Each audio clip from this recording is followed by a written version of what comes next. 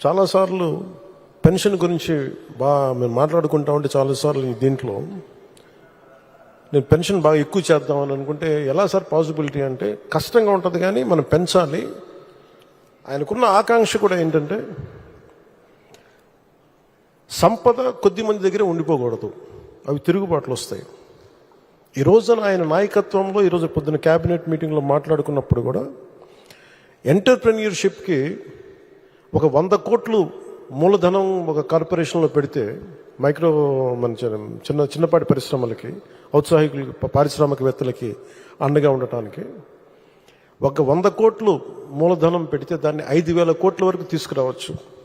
అలాగే 500 కోట్లు పెడితే దాన్ని 20,000 దాకా తీసుకెళ్లొచ్చనే ఈ రోజున ఆయన ప్రతిపాదన చాలా అద్భుతంగా ఉంది. ఇవన్నీ చెయ్యాలి అంటే ఈ రాష్ట్రాన్ని, ఉమ్మడి రాష్ట్రాన్ని దిశానిర్దేశాన్ని మార్చిన వ్యక్తి, మైక్రో మన ఈ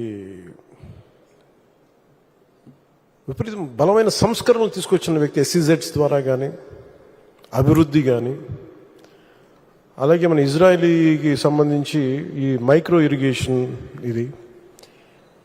ఇలాంటివన్నీ మొట్టమొదటి తీసుకొచ్చిన వ్యక్తి. చాలా సింపుల్గా ఉంటాయి. ఇంకుడు గుంతలు అంటే అది చూడటం చాలా మందికి ఆ టైంలో హాస్యాస్పదం, ఏంటి గుంతలు తవ్వుకోవడం ఏంటని.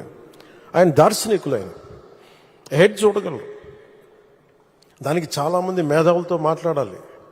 అలాంటి మేధావులతో కూర్చొని వాళ్ళని అర్థం చేసుకొని తనతో పాటు సహచరులను ఒప్పించి ఈ రోజున ఒక ఇంకుడు గుంతలు అనేది మనకి ఒక మన ఇంటి నిర్మాణంలో ఒక భాగం అయిపోయింది.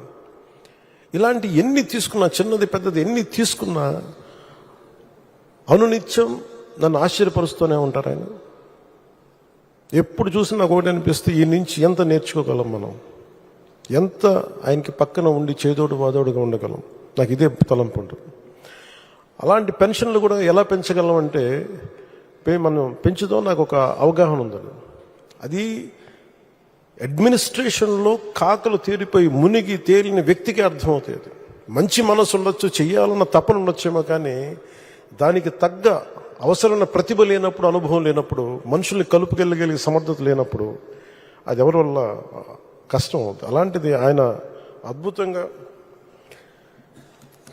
4,000 ఇవ్వడం ఒకటైతే, మొదటి నెల ఒక్కొక్కరికి 7,000 చొప్పున ఒకటే రోజున 65.18 లక్షల మందికి, అది కూడా ఇంటింటికి వెళ్ళి 4,408 కోట్ల రూపాయలని పంపిణీ చేపట్టడం, చేతికి డబ్బులు ఇవ్వడం, దేశంలోనే సంక్షేమంలో ఇది ఒక తిరుగులేని చరిత్ర.